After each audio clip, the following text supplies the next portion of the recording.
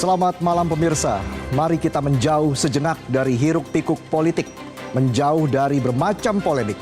Dengan Pancasila dan konstitusi sebagai referensi, kita berdiskusi untuk perbaikan negeri.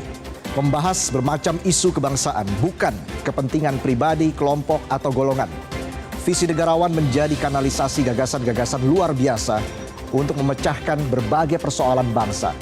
Dan apa tema diskusi kita pada hari ini? Berikut rangkumannya. Sidang Kabinet Paripurna pertama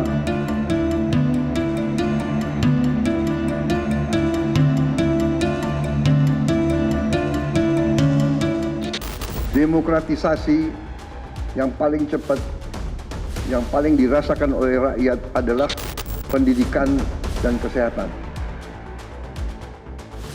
Kalau kita bisa memberi pendidikan yang terbaik untuk anak-anak kita, kesehatan yang memadai untuk seluruh rakyat kita, itu adalah demokrasi yang sebenarnya. Pemerintah baru telah menyusun 17 program prioritas terpadu.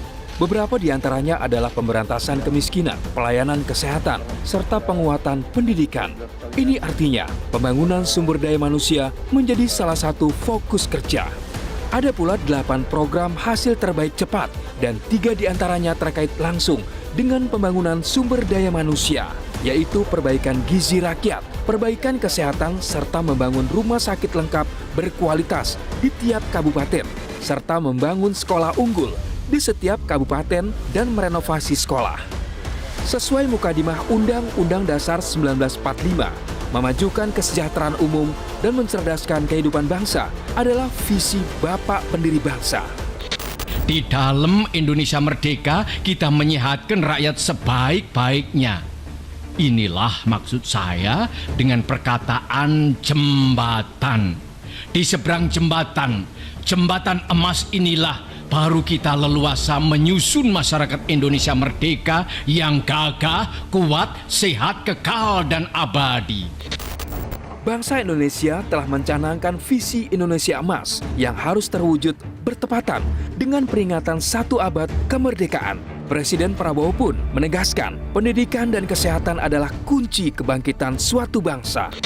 Masyarakat sempat gaduh dengan narasi rendahnya skor PISA.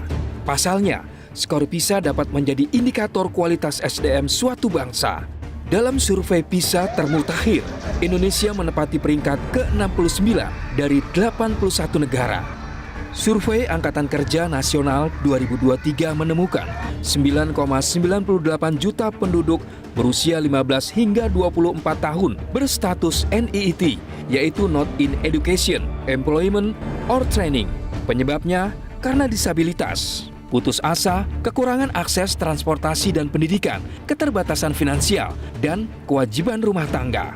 Padahal 10 juta penduduk ini bagian dari generasi emas yang diharapkan membuat Indonesia menjadi bangsa maju. Namun mengatasi persoalan bangsa adalah tanggung jawab kita bersama. Negarawan Surya Paloh mengingatkan, musuh besar bangsa adalah kemiskinan dan kebodohan. Kita tidak boleh semata-mata heavy terhadap pembangunan fisik dan meninggalkan pembangunan fisik. Sejatinya dia harus paralel.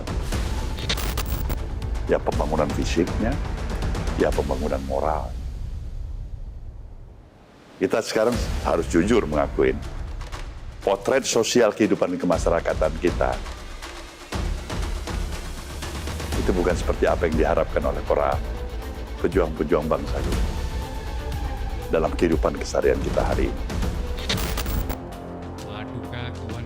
Dalam pidato 1 Juni 1945, Bung Karno mengingatkan agar bangsa Indonesia tidak terjebak dalam demokrasi ala Barat yang hanya menciptakan keadilan politik. Demokrasi Indonesia adalah permusyawaratan yang mampu mendatangkan kesejahteraan. Bila tercipta keadilan sosial itulah, maka rakyat dapat melaksanakan demokrasi dengan sesungguhnya. Begitu pula pendapat Bung Hatta bahwa persamaan politik belum melahirkan keadilan tanpa persamaan ekonomi. Untuk keluar dari jerat kemiskinan, masyarakat butuh kerja layak yang disebut Bank Dunia sebagai middle class job. Pendidikan menjadi kunci untuk mendapat kerja layak di masa depan. Dengan kerja layak, manusia dapat memenuhi kebutuhan utamanya, yaitu sandang, pangan, dan papan. Organisasi Global Kerjasama dengan Pembangunan Ekonomi OECD pada tahun 2015 membuat pusat kajian mengenai kesempatan dan pemerataan untuk mengatasi ketimpangan pendapatan, ketimpangan aset, ketimpangan akses pendidikan dan kesehatan, serta mitigasi dampaknya. Pasalnya, kue pertumbuhan ekonomi tidak dinikmati secara merata.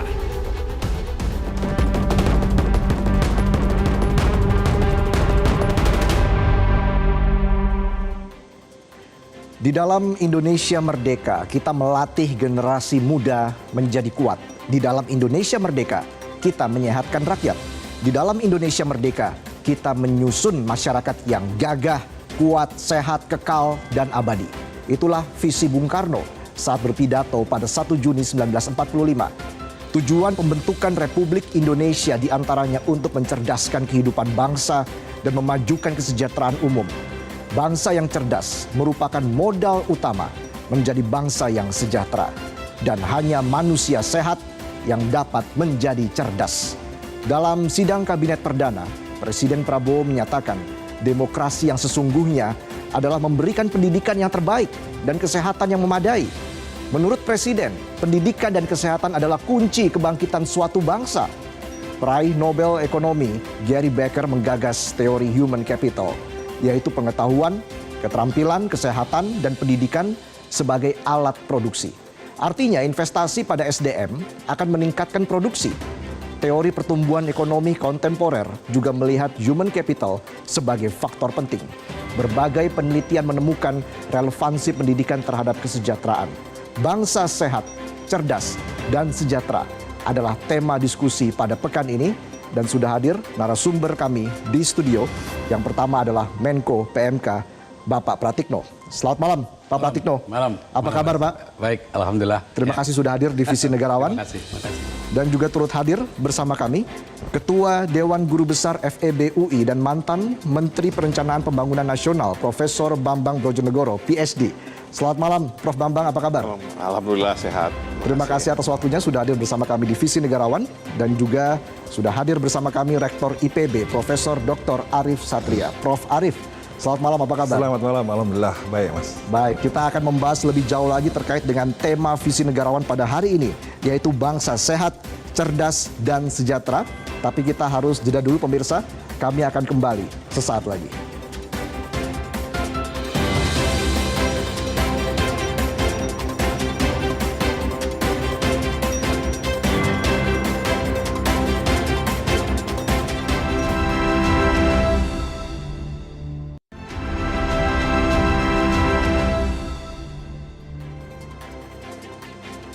Baik pemirsa, kita kembali akan berdiskusi terkait dengan tema Visi Negarawan hari ini, yaitu bangsa sehat, cerdas, dan sejahtera. Saya akan langsung ke Pak Pratikno. Yang jelas pemerintahan Presiden Prabowo Subianto memiliki tanggung jawab besar ini Pak.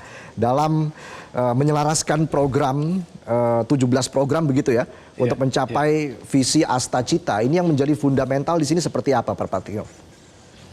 Ya memang tadi seperti dikatakan ya, bahwa kita butuh SDM yang unggul. SDM unggul itu ya sehat jasmani, sehat rohani itu pertama. Yang kedua tentu saja pendidikan tinggi, pendidikan baik, menguasai ilmu pengetahuan, teknologi, dan juga keterampilan. Dan yang ketiga adalah relevansi. Jadi karena dunia cepat berubah, tentu saja kita butuh juga bahwa pengetahuan, keterampilan, penguasaan teknologi juga berubah. Tapi SDM di Indonesia ini kan rentangnya banyak ya. Saya sering mengibaratkan seperti kereta api yang panjang. Ada yang di depan, tapi ada yang di belakang. Yang di depan itu bicara mengenai penguasaan iptek yang tinggi, bahwa kita harus berkompetisi di tingkat global, ya penguasaan teknologi, misalnya teknologi terbaru, misalnya contohnya AI misalnya ya, dan seterusnya. Tapi di sisi lain, kita ini, SDM kita ini juga kereta api panjang ini ada yang di belakang. Misalnya permasalahan stunting harus kita pecahkan. Stunting kita itu masih sekitar 20% lah, masih menunggu survei. Sangat tinggi ya? Masih tinggi, tapi sudah turun drastis Beliau Prof Bambang waktu Kepala Bappenas dulu masih 30-an% lebih. Ini sekarang sudah 20-an%. Kita masih menunggu survei yang terbaru yang dilakukan oleh Kementerian Kesehatan. Jadi kita juga masih menghadapi problema sangat fundamental, misalnya adalah TBC, ya. Penyandang TBC kita cukup tinggi. Di tahun Oktober 2024 ini 1.100.000-an ya, masih cukup tinggi. Kita tertinggi kedua di dunia. Jadi poin saya, kita ini rangkaian ini panjang sekali. Ada yang sudah advance gitu bicara mengenai global competition, tapi ada yang very basic mengenai kesehatan, mengenai contohnya stunting, kurang gizi, TBC dan seterusnya. Nah, oleh karena itu kita harus menyelesaikannya bersama-sama, tentu saja, karena kalau kesehatan itu nggak selesai, kesehatan itu veto. Berapapun kita mampu untuk kita setinggi apapun kita menguasai ilmu pengetahuan teknologi, kalau nggak sehat kan jadinya nol juga. Ya, kalau saya sebagai dosen sering mengatakan kalau IP Anda, indeks prestasi Anda 4 kali, tapi Anda sakit ya 4 kali 0 sampai dengan 0, begitulah. Jadi ini kereta api panjang ini bagaimana agar yang di depan mampu menarik yang di belakang untuk sama-sama maju sebagai sebuah bangsa. Jadi tantangannya ini lebih ke pemerataan nanti ke depan? Pemerataan satu hal ya, karena kan memang masalah fundamental kita di bawah kan memang bagaimana membuat akses pendidikan, akses pelayanan kesehatan menjadi merata. Jadi misalnya programnya Pak Presiden Prabowo kan misalnya adalah makan bergizi gratis. Makan bergizi gratis. Ya, ini salah satu pelayanan kesehatan merata, pembangunan rumah sakit kabupaten di seluruh Indonesia. Misalnya. Terus kemudian juga renovasi sekolah, ya, sekolah unggulan. Jadi memang pemerataan itu satu hal. Tetapi bagaimana yang merata di bawah melayani basic pelayanan pendidikan dan kesehatan di level bawah ini bisa menjadi modal ketika ada lokomotif yang di depan. Jadi perguruan tinggi, para generasi muda yang beruntung, yang mengenyam pendidikan tinggi, bagaimana dia berkontribusi untuk menarik yang di belakang ini sama-sama maju sebagai sebuah kekuatan bangsa. Kalau tidak kan ini jalan sendiri-sendiri. Pemerintah sibuk melakukan pemerataan, sementara yang di depan ini jalan sendiri, tidak menggeret kemajuan kesejahteraan masyarakat. Baik, Prof Bambang, Anda melihat hal yang sama seperti itu, bahwa memang jaraknya cukup jauh antara gerbong kereta paling depan dan juga gerbong kereta paling belakang. Ini sebenarnya tantangannya ada di mana, Prof Bambang? Ya, sebenarnya kalau saya perhatikan barangkali kita kurang menekankan pada fokus pembangunan sumber daya manusia sebagai awal atau modal untuk menjadi negara maju. Ya, kebetulan waktu tahun 2017-2018 ketika saya di Bappenas, kita memang diminta menyusun visi Indonesia 2045. Ya, itu bagian dari rencana pembangunan jangka panjang tahap kedua. Nah, di situ tentunya kita harus punya cita-cita menjadi negara maju. Nah, ketika kita ingin menjadi negara maju, kita sudah sepakat melihat contoh negara-negara lain yang berhasil keluar dari jebakan pendapatan kelas menengah. Contohnya yang paling nyata adalah Korea Selatan. Kuncinya adalah pada sumber daya manusia. Nah, disitulah kemudian kita menemukan ternyata kita belum benar-benar membereskan isu-isu dasar di dalam pembangunan sumber daya manusia itu sendiri. Ya, contohnya tadi seperti yang katakan Pak Menko itu adalah mengenai stunting. Ya, karena sampai tahun 2017-2018 stunting itu tidak pernah menjadi pembicaraan yang diangkat ke masyarakat. Ya, seolah-olah itu adalah suatu istilah teknis yang hanya difahami misalnya oleh orang-orang di kesehatan. Padahal ternyata kalau kita pelajari mengenai stunting, itu adalah isu yang sifatnya kalau kami dari sisi kementerian melihatnya ini adalah lintas bidang, lintas kementerian. Tidak akan mungkin stunting dibereskan kalau itu hanya menjadi tanggung jawabnya Kementerian Kesehatan. Jadi kita melihat di sini bahwa memang yang paling berat di Indonesia adalah bagaimana agar pembangunan sumber daya manusia itu lebih merata. Merata itu tidak hanya antar daerah, tapi juga yang paling challenging adalah antar kelompok pendapatan. Ya, karena ya kalau kita tadi bicara stunting, mayoritas yang menderita stunting itu ada di kelompok menengah dan terutama di kelompok bawah.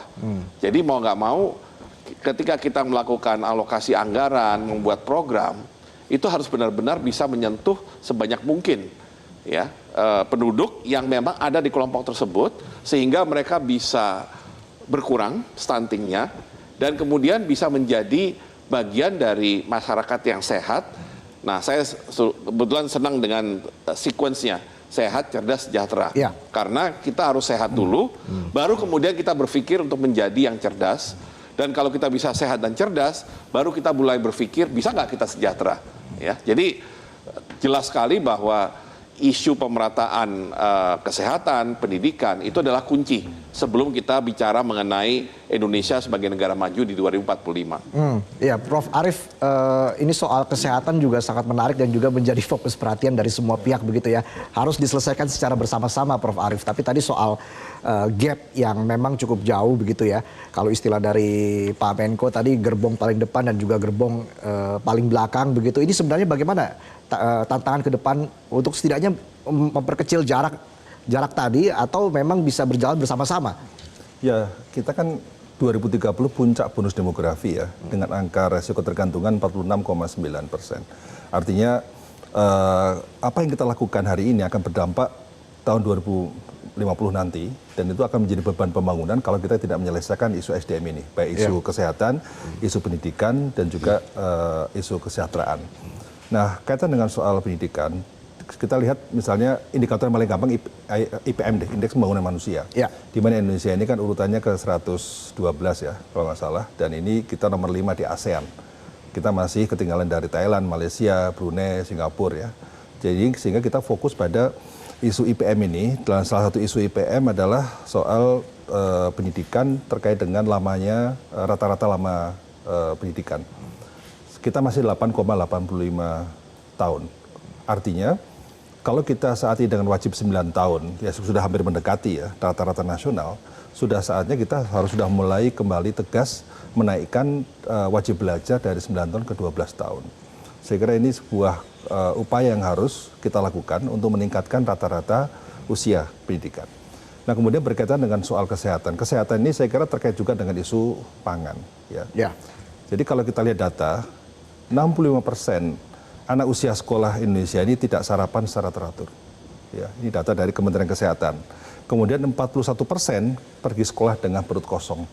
Ini fakta, ini data dari Kementerian Kesehatan 2022, data baru. Artinya memang kebijakan makan bergizi gratis ini menjadi sebuah breakthrough menurut saya untuk menyelesaikan masalah yang sangat fundamental ya, masalah kesehatan, masalah stunting dan masalah kualitas manusia, karena apapun juga orang yang perutnya kosong, ini hasil survei di berbagai jurnal internasional, ketika sekolah maka kemampuan matematikanya relatif menurun, konsentrasinya rendah, kemudian kemampuan berpikirnya juga menurun. Ini sudah di berbagai jurnal internasional sudah dikupas dampak dari orang yang perut kosong pada saat sekolah. Jadi pada saat sekolah tidak sarapan dan lain sebagainya. Oleh karena itu ini menurut saya makan bergizi gratis bisa menjadi penggerak ya, menjadi prime mover untuk menyelesaikan masalah SDM di Indonesia, karena dampak dari stunting ini saya kira dampaknya nanti 20 tahun lagi, 30 tahun lagi ketika mereka-mereka ini sudah berusia produktif ya, usia 30, 35, ketika mereka tidak punya kemampuan, tidak punya kualitas gizi yang baik hari ini, dampak fisik 20 tahun lagi, begitu pula juga dampak intelektual, kecerdasan dan lain sebagainya. Sehingga kalau kita tidak mampu menyelesaikan hari ini, yang terjadi adalah mereka akan menjadi beban pembangunan di masa mendatang. Baik, tapi yang jelas program makan bergizi gratis ini memang harus tepat sasaran begitu ya? Oh ya, harus. Prof. Arief. Ya, baik, nanti kita akan membahas lagi terkait dengan tema kita pada hari ini dalam Visi Negarawan, Bangsa Sehat, Cerdas, dan Sejahtera. Tetaplah bersama kami pemirsa.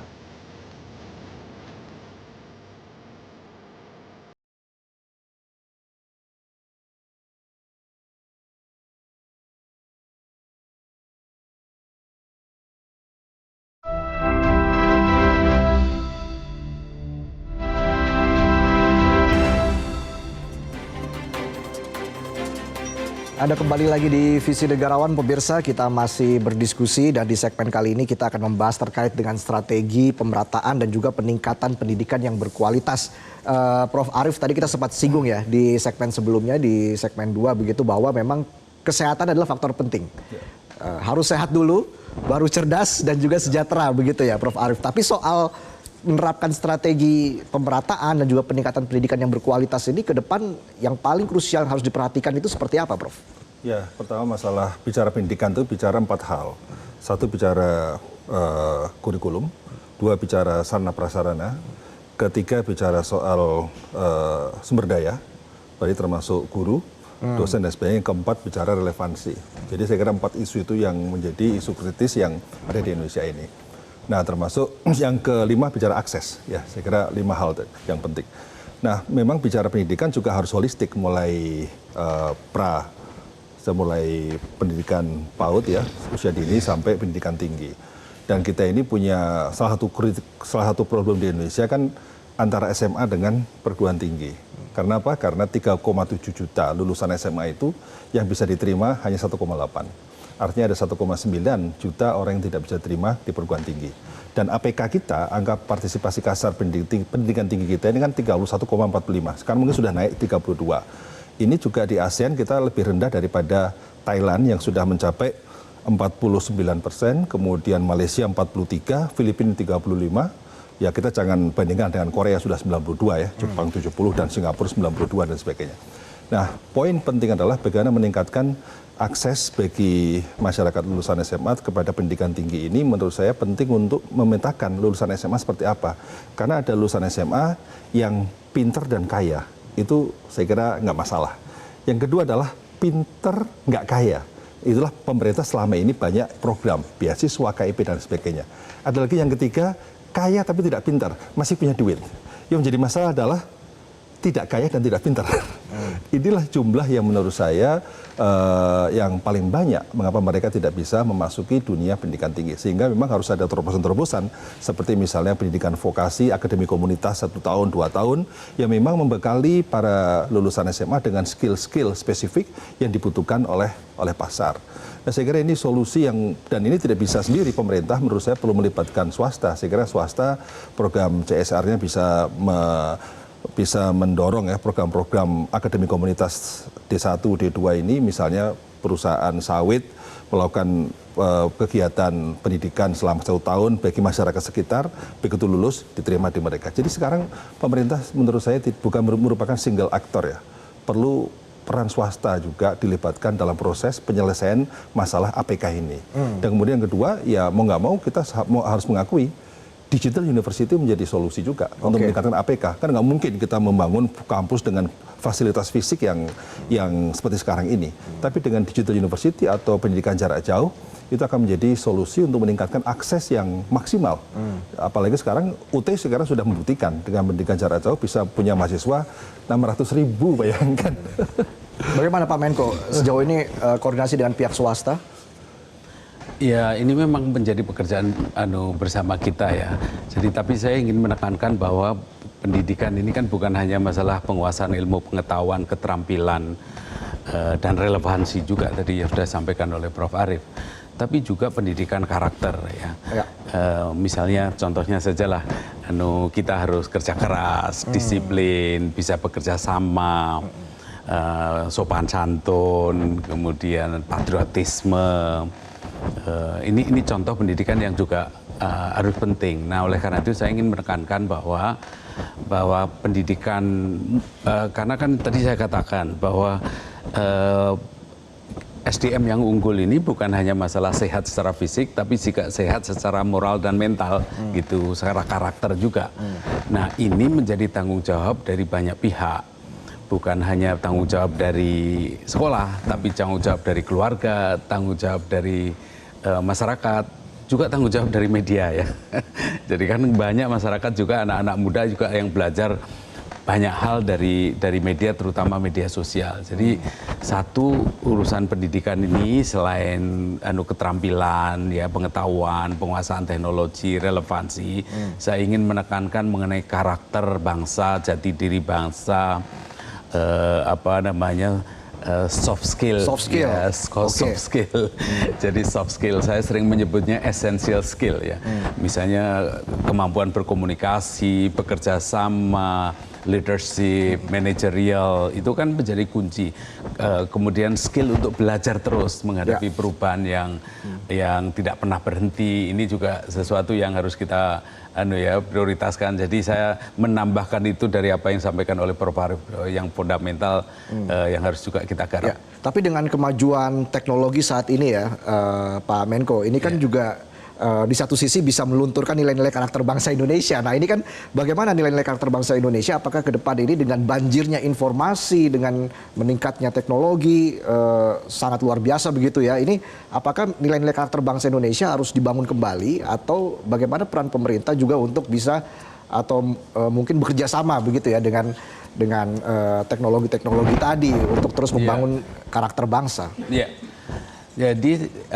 Jadi sekali lagi peran keluarga, peran sekolah, peran masyarakat, terus tadi media, tapi juga penting adalah ekosistem.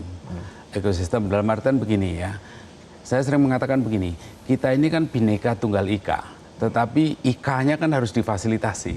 Misalnya sebagai satu contoh sajalah, di kampung ternyata nggak ada public space gitu kan. Jadi kan perlu ada public space untuk yang Bhinneka itu menjadi Ika, berinteraksi gitu ya, berinteraksi. Terus kemudian teknologi, kita juga bisa mendisiplinkan orang melalui rekayasa teknologi. Jadi contohnya gini aja deh, contohnya COVID. COVID itu bagaimana kita dengan inovasi teknologi yang namanya Peduli Lindungi, kita bisa mendisiplinkan orang untuk melakukan swab, mendisiplinkan orang kalau dia merasa sakit tidak bisa pergi dan seterusnya ya, mendisiplinkan orang kalau dia merasa bahwa dia akan menularkan virus, dia nggak pergi kemana-mana. Jadi saya ingin mengatakan itu ekosistem juga yang bisa dibangun, ekosistem untuk mendisiplinkan. Perkembangan teknologi membantu kita untuk membangun ekosistem untuk memperkuat karakter bangsa, kedisiplinan, kerja keras, toleransi. Jadi infrastruktur fisik, infrastruktur digital juga bisa dimanfaatkan untuk kepentingan kepentingan itu. Jadi tidak semuanya berarti kemudian punya implikasi buruk. Justru yang buruk kita eliminir, tapi kita bisa optimalkan untuk kepentingan-kepentingan strategis bagi pengembangan SDM unggul. Baik, Prof. Bambang, tentunya akan ada banyak tantangan ke depan begitu ya dalam menyelaraskan program mencapai visi Astacita itu tadi, Prof. Bambang. Ini Anda melihat sejauh ini bagaimana pemerintah melakukan koordinasi antara pusat dan juga daerah begitu ya untuk terus mengawal visi Astacita? Ya, saya melihatnya kita harus clear dulu apa tujuan kita membangun sumber daya manusia. Ya, tentunya kita ingin sumber daya manusia yang nantinya berkontribusi pada pembangunan ekonomi kan. Kebetulan kan background saya ekonomi. Nah, kata kuncinya adalah produktivitas. Ya. Nah, kalau kita ingin menuju sumber daya manusia Indonesia yang punya produktivitas tinggi, dalam pandangan saya ada dua pendekatan yang di satu sisi bisa menguatkan pemerataan, ya, di sisi lain bisa mendorong produktivitasnya itu sendiri, ya. Dan itu kedua-duanya saling berkaitan. Yang pertama ini maksud saya adalah vokasi tadi yang sudah disampaikan oleh Pak Arief. Tampaknya di kita ini wacana mengenai vokasi itu sebenarnya sudah banyak diungkapkan, tetapi kalau kita lihat di lapangannya belum menjadi yang namanya mainstream, belum menjadi arus utama. Terus terang kita harus pahami bahwa sebagian besar orang tua masih ingin anaknya itu masuk jalur akademik. Padahal jalur akademik itu kemudian ketika katakan sampai sarjana, tidak mudah mencari kerja yang bisa memberikan income yang cukup. Padahal kan tujuannya untuk sekolah setinggi mungkin adalah mendapatkan income yang cukup. Kenapa? Karena produktivitasnya tidak tercapai. Barangkali tidak harus semua ke akademik. Tapi sebagian itu akan lebih baik kalau dia berkembang dari jalur vokasi.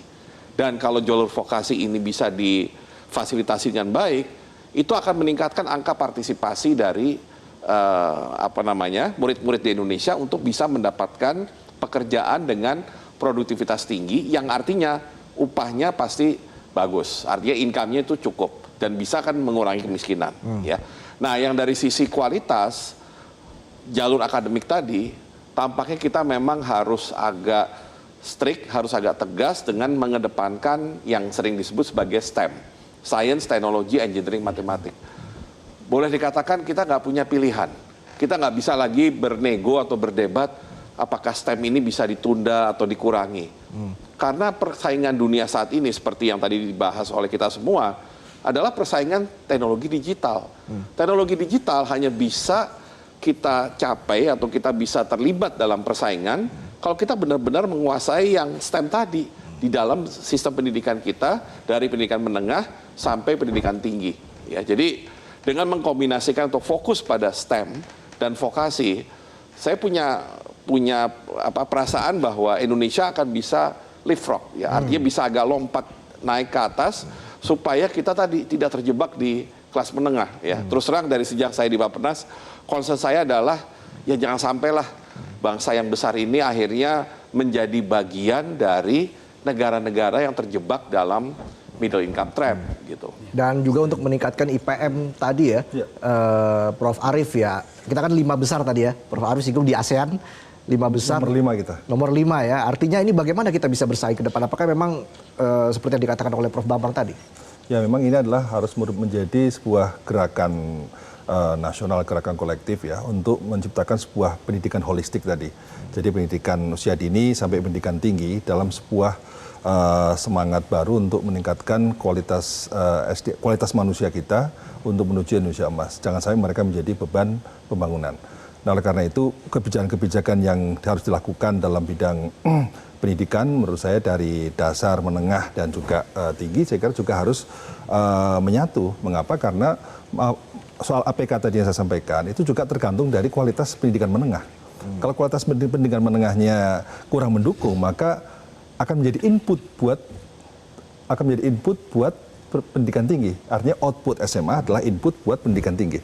Jadi kalau outputnya kualitas dari SMA sendiri tidak bagus, saya kira akan berdampak pada pendidikan tinggi. Sehingga sekali lagi itu holistik dan SMA tergantung SMP tergantung SD, SD tergantung taman kanak-kanak dan seterusnya.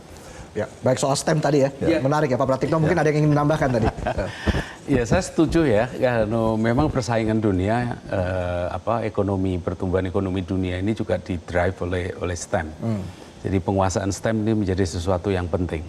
Tetapi tidak berarti kemudian jadi science, technology, math dan engineering, science ya. Science, teknologi, engineering dan math dan matematika. Ini STEM ini prioritas. Sebagaimana juga ini kebijakan Bapak Presiden Prabowo juga STEM ini prioritas. Tapi tidak berarti kemudian yang lain menjadi tidak sepenuhnya relevan. Karena STEM pun harus kita lihat secara secara komprehensif. Maksud saya gini, misalnya kalau kita bicara mengenai teknologi digital misalnya, kan ada sisi ekonominya, kan ada sisi sosialnya juga, ada sisi kulturalnya juga gitu. Jadi maksud saya yang studi ilmu politik ya bisa politik STEM lah. Jadi kan banyak sekali isu-isu, misalnya contohnya teknologi digital itu sisi bisnisnya, sisi sosialnya, sisi politiknya kan juga sangat kompleks.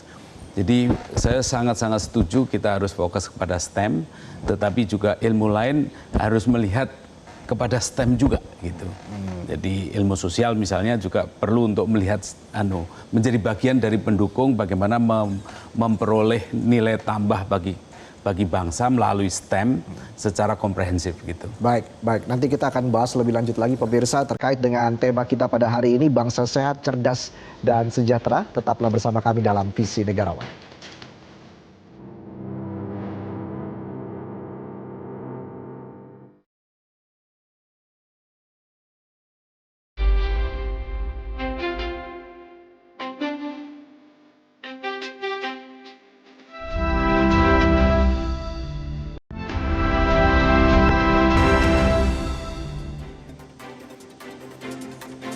Pemirsa, kembali lagi di Visi Negarawan. Saya langsung ke Prof. Arief. Ini kalau kita bicara soal isu pangan ini kan kaitannya sangat erat ya dengan kesehatan. Tentunya mungkin setidaknya ada 3 isu prioritas terkait dengan pangan, atau seperti apa sekarang saat ini situasinya di Indonesia, Prof? Ya, saya kira isu ketersediaan pangan menjadi isu yang saya kira penting untuk terus diperhatikan ya. Karena itu bagian dari komponen Food Security Index, di mana kita untuk Food Security Index kita berada di urutan ke-63 dari 112 negara. Jadi kita masih harus terus meningkatkan kualitas dari pertama ketersediaan pangan, keterjangkauan, dan juga dari aspek kualitas pangan itu sendiri dan juga keamanan pangan. Namun dalam ketersediaan pangan ini salah satu isu yang penting bukan semata-mata meningkatkan produksi, itu harus ya. Tapi juga adalah mengamankan dan mengurangi food loss and food waste. Jadi food loss and food waste Indonesia ini kalau menurut FAO kita nomor 2 terbesar di dunia setelah Arab Saudi. Kita 300 kg per kapita per tahun. Karena dunia ini punya problem food loss and food waste. Sepertiga pangan dunia itu tergolong food loss and food waste yang nilainya sampai 750 miliar US dollar. Jadi artinya kalau kita bisa menekan food loss dan food waste ya, jadi kalau kita makan juga harus secukupnya, tidak ada sampah, kita juga menjaga panen juga benar-benar menggunakan teknologi modern supaya tidak tercecer ya, gabah dan sebagainya. Nah tapi artinya dengan kita menekan food loss dan food waste, ketersediaan pangan akan meningkat. Katakanlah misalnya food loss ya, kalau kita panen dengan alat modern, tadinya lossnya sampai 11%, bisa kita tekan menjadi 6%. Artinya meningkatkan ketersediaan pangan sampai 5%, hanya dari situ.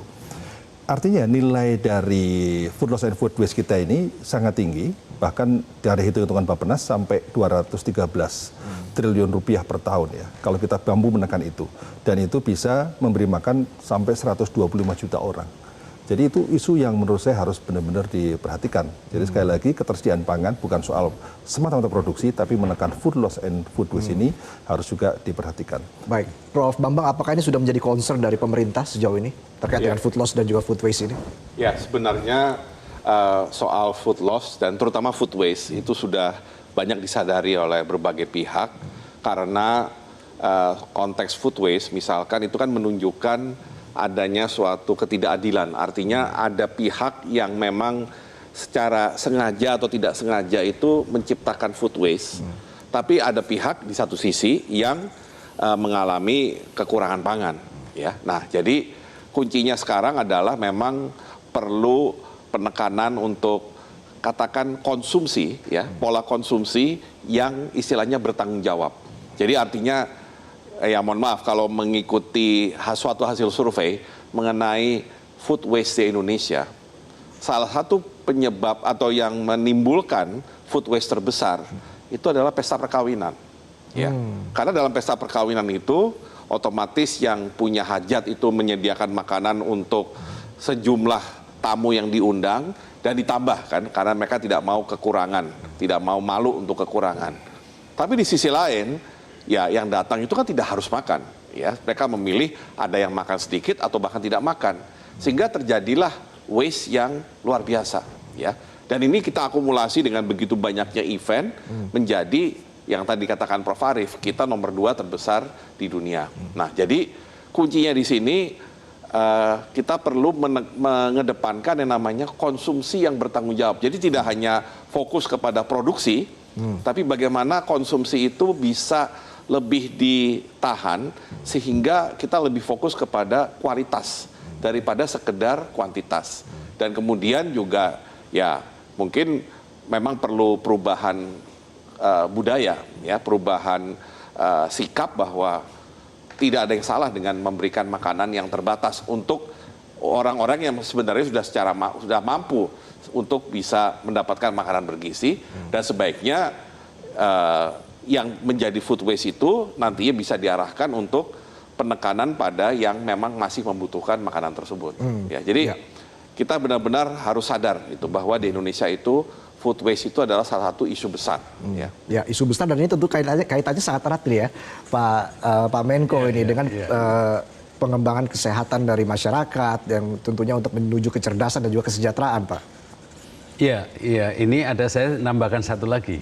Jadi selain makan secara bertanggung jawab ya tadi ya, tapi juga makan yang berkualitas. Jadi salah satu kunci dari mengapa program makan siang dan gratis di sekolah itu dilaksanakan. Satu memang kita ingin meningkatkan kualitas gizi bagi anak-anak. Tapi juga yang lebih penting lagi jangka panjang ini adalah mentradisikan pola makan yang benar. Jadi jangan sampai kemudian kita anak-anak sudah terbiasa mengkonsumsi makanan-makanan yang instan, makanan-makanan yang tidak bergizi, yang bergula tinggi, yang berlemak tinggi, atau juga bahkan sekali banyak rasa-rasa artifisial yang kemudian dikonsumsi oleh anak-anak. Dengan makan siang bergizi bagi anak-anak sekolah, itu kita juga melakukan edukasi, mentradisikan pola makan yang sehat. Jadi karena itu menjadi investasi jangka panjang yang juga sangat-sangat penting ini. Jangan sampai kemudian justru pola makan anak-anak itu menjadi investasi buruk bagi kesehatan dia di masa depan. Jadi saya ingin menekankan itu juga, bahwa kita juga harus sama-sama bagi kepentingan kesehatan, bagi kepentingan juga nanti kualitas SDM secara keseluruhan adalah makan yang berkualitas. Makan yang berkualitas belum tentu mahal, justru barangkali malah murah, gitu kan? Direbus misalnya kan, justru makanan-makanan yang asli apa itu, Prof. Arief ya? Real food lah, bukan olahan gitu misalnya kan, lebih murah mestinya kan. Jadi masak sendiri misalnya, itu kan tradisi-tradisi yang harus dikedepankan di dalam keluarga kita melalui antara lain melalui sekolah. Ya. Tapi juga kalau kita bicara soal permasalahan kesehatan ya, tadi Pak Arief, ini adalah masalah yang harus diatasi bersama. Banyak pekerjaan rumahnya dan ada 3 masalah di sini catatan saya, soal infrastruktur, lalu soal distribusi tenaga medis, pendanaan, ini juga sebenarnya masih menjadi akar permasalahan kesehatan di Indonesia. Bagaimana Anda melihat hal tersebut, Pak Arief? Ya, saya kira kan masalah SDM itu masalahnya 1, akses pangan, 2, akses kesehatan, 3, akses pendidikan. Saya kira 3 hal ini yang menjadi kata kunci. Nah, kalau terkait dengan soal kesehatan, infrastruktur hal yang sangat penting, tapi juga yang paling penting juga adalah membangun edukasi tentang kesehatan. Jadi edukasi publik ini harus dilakukan terkait dengan bagaimana healthy lifestyle ya. Healthy lifestyle itu gaya hidup sehat misalnya. Itu saya kira hal yang mutlak dimiliki oleh seluruh warga kita. Karena satu, masalahnya tidak hanya sekedar masalah akses tadi. Akses memang harus diselesaikan. Tapi yang kedua adalah ya bagaimana kita bisa mengedukasi, campaign tentang pola hidup sehat sehingga bisa menyelesaikan masalah kita. Oleh karena itu biasanya edukasi itu juga terkait dengan pendidikan juga. Semakin tinggi pendidikan biasanya ya semakin sadar dan semakin tahu apa yang harus dilakukan terkait dengan menjaga kesehatan ya. Sehingga menjadi akses pendidikan menjadi juga penting. Namun akses pendidikan ini sekali lagi saya tegaskan holistik. Satu, holistik jenjang. Tadi saya sampaikan dari jenjang terendah sampai jenjang pendidikan tinggi. Tapi juga holistik dimensi. Dimensi itu kan tidak hanya dimensi kognitif, intelektual, tapi juga dimensi karakter, dimensi aspek soft skill dan lain sebagainya. Sehingga memang holistik yang kita bangun adalah holistik yang baik jenjang maupun dimensi. Saya kira itu akan bisa menjadi modal bagi kita untuk mengantarkan bangsa kita menjadi bangsa besar pada 2045 nanti. Karena SDM kita kuat. Baik, Prof. Bambang, bagaimana Anda melihat tadi sebenarnya kalau kita bicara soal akses juga ini kan masih menjadi permasalahan ya, soal terkait dengan infrastruktur, distribusi tenaga medis, pendanaan. Anda melihat seperti apa ini ke depan? Saya selalu berpendapat bahwa kalau bicara kesehatan, kita harus mulai dengan satu statement, pencegahan lebih baik daripada mengobati. Ya. Nah, tadi yang kita bicarakan dari gaya hidup yang sehat, makan bergizi gratis, ya, dan kemudian kualitas dari makanan, itu kan semua menuju kepada upaya kita menjadi sehat. Dan tidak perlu kemudian kita membutuhkan jasa dokter, rumah sakit, ya, dan juga tentunya biaya yang tidak kecil ketika kita sakit. Dan tentunya inilah yang harusnya diprioritaskan oleh pemerintah dimanapun, ya. Jadi pencegahan lebih baik daripada mengobati. Nah, kemudian saya tertarik dengan salah satu studi yang dilakukan cukup lama ya, waktu itu oleh World Bank, yang menyimpulkan begini. Kalau suatu negara ingin mengalokasikan anggaran untuk pembangunan sumber daya manusia berdasarkan kelompok umur, kan pertanyaannya, kelompok umur berapa yang harusnya mendapatkan alokasi paling besar? Artinya investasinya di mana? Di kelompok mana? Kesimpulan dari studi itu adalah justru yang paling besar kelompok umur 0 sampai 5 tahun. Ya. Kenapa? Karena kalau tadi kita bicara mengenai stunting, kalau sudah terjadi stunting di kelompok umur tersebut, istilahnya ini tidak bisa full recover, Ya. sehingga kita masuk dunia pendidikan dia kesulitan mengikuti pendidikan, apalagi kita masuk dunia kerja, produktivitasnya rendah, upahnya rendah, ujungnya kemiskinan. Nah, jadi kesimpulan saya adalah kita memang harus mengedepankan pencegahan dengan berfokus kepada kelompok umur 0 sampai 5 tahun. Dan itu menurut saya adalah mutlak. Kalau kita ingin bicara pembangunan sumber daya manusia jangka panjang. Itu mutlak, Pak Menko ya. Ya, mutlak itu mutlak sekali. Kalau dalam stunting itu adalah 1000 hari pertama kehidupan. Ya. Jadi mulainya adalah mulai dari hari pertama sejak kehamilan. Karena itu adalah faktor penting ya. Biasanya stunting itu kan pemicunya banyak ya, pernikahan dini, kemudian kekurangan nutrisi pada saat ibu hamil, kemudian nutrisi pada saat anak sampai berusia 3 tahun sampai 5 tahun bahkan, dan juga air bersih, sanitasi. Ini kan juga hal-hal penting yang harus kita selesaikan. Hal mendasar ya. Hal mendasar. Jadi masalah air ini juga kita harus perhatikan serius juga, ini kualitas air bersih kita. Karena semakin lama kualitas air karena pencemaran industri, karena perkotaan, drainase yang tidak bagus, kemudian dereboisasi juga yang membuat air tanah menjadi penurun dan seterusnya. Ini mengenai kualitas air ini juga harus menjadi perhatian kita, bukan hanya makanan ya dan pelayanan kesehatan, tapi kualitas air, bagaimana kita membuat air itu tersedia bagi rakyat dengan harga yang tidak mahal. Ini jangan sampai orang pedesaan sekarang harus membeli air untuk mendapatkan air bersih, itu juga akan sangat-sangat membebani masyarakat bawah. Baik Pak Pratikno, Pak Bambang dan juga Pak Arief, terima kasih sudah hadir dalam diskusi kita pada hari ini dalam Visi Negarawan dengan tema Bangsa Sehat, Cerdas, dan Sejahtera. Bung Karno mengingatkan agar bangsa Indonesia tidak terjebak dalam demokrasi ala Barat yang hanya menciptakan keadilan politik. Demokrasi Indonesia adalah permusyawaratan yang mampu mendatangkan kesejahteraan. Bila tercipta keadilan sosial itulah, maka rakyat dapat melaksanakan demokrasi dengan sesungguhnya. Begitu pula pendapat Bung Hatta bahwa persamaan politik belum melahirkan keadilan tanpa persamaan ekonomi.